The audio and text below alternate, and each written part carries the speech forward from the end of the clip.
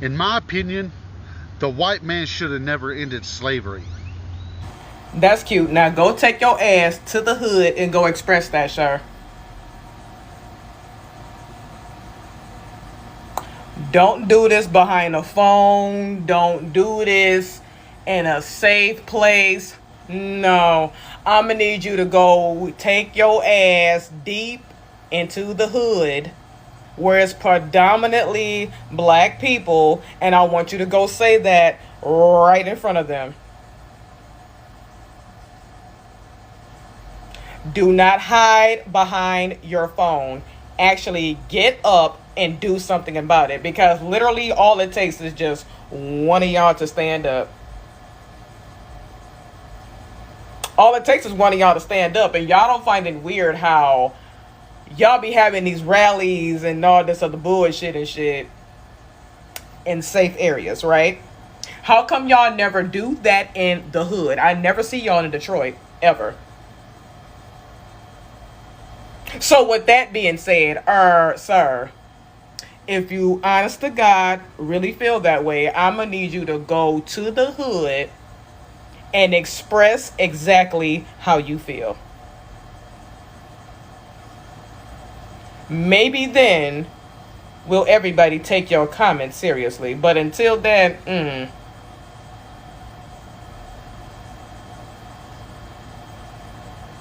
let's see how strong that bravery is.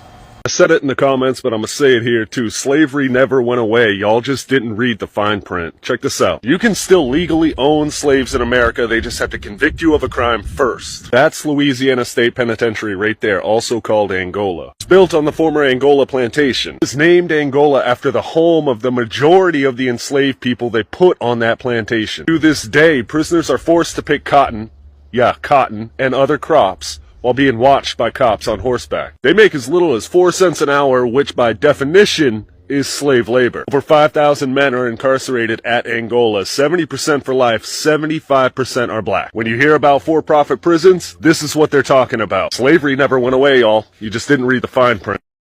The first generation born in the US after the civil rights movement ending Jim Crow are millennials. Most of us aren't even old enough to run for president, and yet we are the first generation born after a time where it was legally acceptable to discriminate against and brutalize black people and other people of color. The last of the Civil Rights Acts was passed in 1968. That's 350 years of legalized racism and discrimination, and some people think we solved that whole problem in 54 years. Slavery never ended, it just transformed. When you understand what it transformed into and how it operates now, you'll begin to understand why true liberation has always started in the mind, and why taking complete ownership over your own mind is the most radical act that you can do right now. The foundation of slavery was never primarily the physical labor. It was also the psychological architecture built beneath it. It was the deliberate, systematic dismantling of a person's belief in their own worth, their own authority, and their own capacity to direct their own life. The physical was the enforcement mechanism, but the mind was always the target. Frederick Douglass understood this. He wrote that the moment that his enslaver discovered he was learning to read, the enslaver said, "If you teach that slave to read, there would be no keeping him," because literacy, access to your own mind, the ability to think beyond boundaries someone else drew around your existence, independent thought, this was the actual threat, not the body, the awakened mind. What changed is the enforcement mechanism, not the structure. The modern form of control operates through economic compliance. Behave a certain way, speak a certain way, work a certain way, or you will not eat. You will not have shelter, and you will not have access to the systems that determine whether or not you survive. The consequence of noncompliance is no longer the whip. It is the withdrawal of economic participation. And based on my research, the effect on psychology is not dissimilar. This has never been equitable. The people most surveilled, most penalized for noncompliance, most excluded from systems that determine survival, have always been the same people. The transformation of the mechanism did not transform the targeting. But here's what I know and what history confirms over and over again. The system has always been most threatened by the person who owns their own mind, who understands the architecture and the systems that they're operating within, who finds the bypass and builds something that the system did not authorize and cannot easily revoke. This is how we win, not through the system, but around it. through the natural skills and gifts that you were born with, not by accident. It's not arbitrary. You have them for a reason. They were given to you to provide for you, to create a path to freedom that doesn't require permission from anyone for you to walk. The fastest path to liberation has always been the one that starts inside. Take ownership of your mind. Understand the system you're operating within clearly, without illusion, without the comfort of pretending it's neutral. Then use every tool available, your gifts, your intellect, your creativity, your community, to build a life the system cannot hold. True liberation starts in the mind. The people who understand that build the most extraordinary things in the most impossible conditions. You have their blood, you have their gifts, and you have this moment. Use it. All right. We are often told that slavery ended in 1865, as if a signature on a document erased centuries of injustice overnight. But for many people, especially the Black communities, the struggle did not simply disappear. It changed form. The signs are hard to ignore: unequal treatment, systemic racism, segregation in different forms, and barriers that continue to affect generations. What is even more troubling is that much of it is no longer hidden. It plays out in our schools, workplaces, neighborhoods, and on our screens every day. Even children can recognize the imbalance. This video asks a very difficult question. If true equality exists, why do so many still experience inequality? Hello guys, welcome back to the channel. Thank you for clicking and thank you for stopping by. If you're new to the channel, do well to like, share and subscribe to the channel. Credit belongs to the original creator of each clip featured in this video. With that being said, let's dive right into the video and I'll be back with commentary. Okay, y'all, watch this with me. But basically admitted this week that a lot of the things that he's been doing, a lot of the policies, a lot of the executive orders that he's been signing off on was all made with the intention of getting Black people back into the field. It was made with the intention of getting Black people back into the field. All right, so on Tuesday, Donald Trump made an appearance, right, on CNBC's Squawk Box. And on that platform, he actually made a lot of commentary in regards to the situation with the deportations, migrant workers, the state of America's agriculture, and he made comments on inner city people not doing farm work. I want you to always remember that when they mention inner city, that means Black. In Donald Trump's exact words, people that live in the inner city are not doing that work. They've tried. We've tried. Everybody tried. They don't do it. These people do it naturally. Naturally. They don't get a bad back because if they get a bad back, they die. He also went on to say that they are very, very, very special people and they cannot be easily replaced. Remember what I said? Anytime that they mention the words inner city people, inner city communities, inner city neighborhoods, that's Black. That's code for Black. Black, blackity black, okay? Black people. And it is because of that exact commentary that it reconfirms for me, okay? Not confirms, but reconfirms, meaning that I already knew. But it reconfirms that the plan from the very beginning with these executive orders, right, was to further destabilize Black communities, further destabilize poor communities, but Black mainly, so that you could put pressure on these communities so that you could get them to go back into the field, right? And then once you get them back in the field, bingo, you've made America great again. Now, I'm just going to stop my girl right there because she's making entirely too much sense for the world. I promise you, she's making too much sense for the world. Because when I said that all of this deportation and all of that stuff and him cutting off Medicaid, Medicare, and him, pretty much taking away thousands of jobs, it was all for the sake of putting Black people back in the field. And y'all told me I was crazy. And now he pretty much mentioned it out his own mouth by using the words inner city. Y'all know exactly what they mean when they mean inner city. We know this. She explained it. I've been explained it. Y'all know what he mean. So for the ones who said, y'all just over-exaggerating, ain't nobody trying to put Black people back in the field. That's not even possible. Where y'all at now that this man is really verbally saying these things? Where are y'all at? Because I told y'all that was the ultimate goal. When was America ever great? For everybody. Never. Don't even waste your brain cells trying to think. Never. Making America great again is about putting Black people in their place. Okay? People are still arguing about slavery and the Smithsonian. Of course, get on with your bad selves. But the bigger fight isn't about labels in a gallery. The truth is more direct and more dangerous, at least from where I sit. Slavery isn't over. Hey folks, I'm Tad Sturmer. I'm an American scholar of resistance history and the American Revolution at the University of Southern Denmark and Johns Hopkins. The men who built America on bondage didn't just fail to end it. They weren't constrained by their circumstances. They actively chose and planned to entrench it, to strengthen it, and to pass down its profits. Their heirs inherited the wealth and the power. And every time we excuse those people, every time a white person says, focus on the good the founders did, we extend the same logic that protected slavery in the first place. As James Madison said, as great an evil as slavery is, the Union is more important. Oh, really? There must be some union. But I guess he would say that as a political structure that ensures that his will continues unchallenged would be more important than the lives of a fifth of the population of that country in chains. He would say that. You don't have to keep repeating it like you think it's great. That's complicity. That's how American slavery endured then and how its white nationalist authority endures today. Now, the fury in favor of the Smithsonian proves part of the point. Even though only a few people are paying attention to what's actually being targeted, think about the defense of Franklin, of Benjamin Franklin, as a great man, right? That this White House is just sort of rushing to take care of. It's one of their examples. The exhibit about him, about the electric Dr. Franklin, that the regime thinks is so offensive, just dares to say what history and historians have been making plain, and what is true about all of the founders, and what it is that this regime wants to stop in its tracks. Franklin's achievements might not have been his.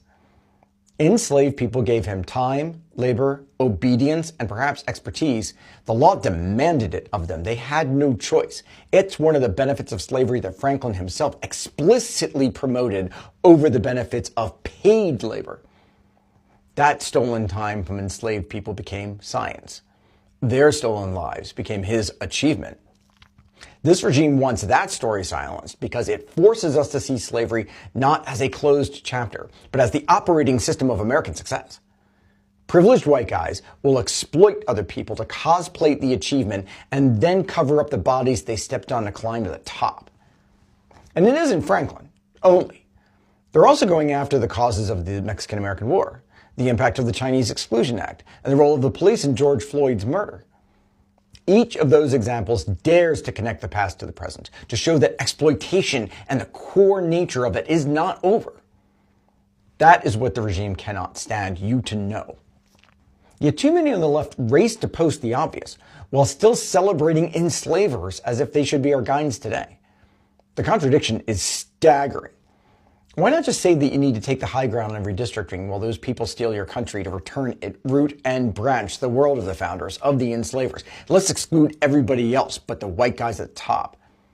Because Washington, Jefferson, Madison, and Hamilton, and the rest of the boys in the band weren't reluctant participants in a system they couldn't escape.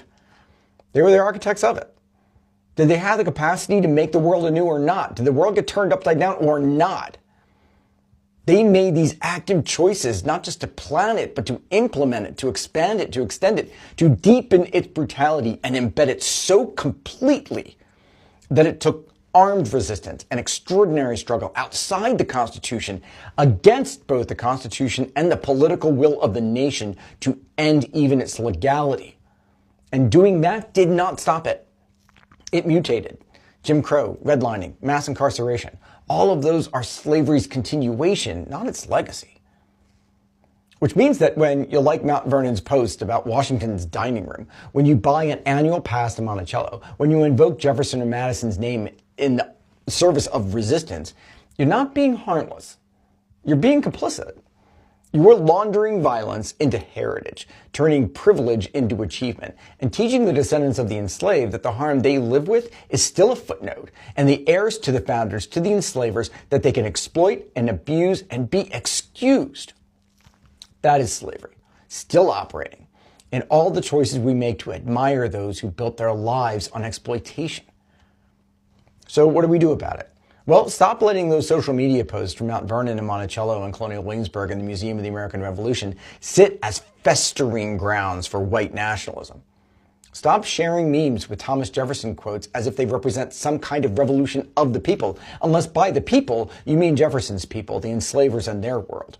Burn those Colonial Williamsburg t-shirts. Starved that entire industry, from its pillows to its coffee mugs to its books, of all the oxygen it still needs from exploiting enslaved people, from perpetuating those lies, from exploiting the memory of enslaved people and the literal products of their works that remain today, and extending the function of American slavery into the present. Keep this regime from operating to serve its own ends, that the world of white men who exploit others for their own purposes, removed of all accountability for their crimes, can long endure. And I know that some of you will say, but those places have made so much progress. Now they sometimes even say the names of enslaved people. Yeah, those institutions that employ almost entirely white people, that reluctantly have a few token, separate but equal programs to show as a public relations strategy that they knew slavery existed, and always, every day, center the experience of a few white people at the top. Yes, they're making progress. Malcolm X would tell you to not thank them for pulling the knife out a few inches while leaving the rest of it in. Because every time you boost them, you're saying enslavers' lives matter. Instead of feeding those institutions, give your time, your attention, your money to the people on the ground who are doing the work. Jeannie McKnight at Not Your Mama's History is one of the best public historians working today. She just reposted about her program, the Let's Talk About Slavery Table. Volunteer, join her Patreon. If you're a supporter of mine, I love you, but take those resources and shift them to her. Her work matters more. Expand and extend it. Boost Joe McGill at the Slave Dwelling Project, or Frederick Deshaun Murphy at History Before Us, or the incredible team at Whitney Plantation. Strengthen their foundations. Because with powerful public historians like that leading the conversation, there is nothing Donald Trump or any regime can do to erase the honest history of slavery. There was never justice for the enslaved. No trials, no reparations, no recognition of slavery as the crime against humanity that it was. Instead, the entire slave society was allowed to pick up and move on, privileges intact. The perpetrators returned to their homes, their businesses, their churches, their politics. They lived out their lives, passed down their wealth, and died surrounded by grandchildren, never once held to account for generations of harm and brutality, for everything they stole. No one stood in judgment for the theft of bodies, the torture, the rape, the mass destruction of families. No one was called to answer for embedding a system so vicious it required war, the deaths of hundreds of thousands, to break its legality. But crimes against humanity do not expire. There's no statute of limitations. And by every standard we claim to uphold, they should still be prosecuted. But instead, we let them be celebrated, their names etched in stone, their words treated as gospel, their victims forgotten. That's not history closed. It's history left wide open and bleeding. Slavery wasn't ended. It continues in wealth that compounds, in law that constrains, in memory that celebrates enslavers as heroes and silences the people who actually made this country. And until the people still living under its weight are free, none of us are free. All effective resistance begins with refusal. The refusal of abusive authority. So refuse to even pretend that the enslavers matter in our world, in the country we want to remake, in the face of a regime that wants to use those enslavers and their examples as fuels for the fire that's going to burn it all down. Watching this video as a black person, one thing kept running through my mind. Slavery may have been abolished in 1865, but many of the attitudes that sustained it never truly disappeared. The chains may be gone, but the mindset that some people are worth less than others still finds ways to survive. What makes this painful is that none of it feels hidden anymore.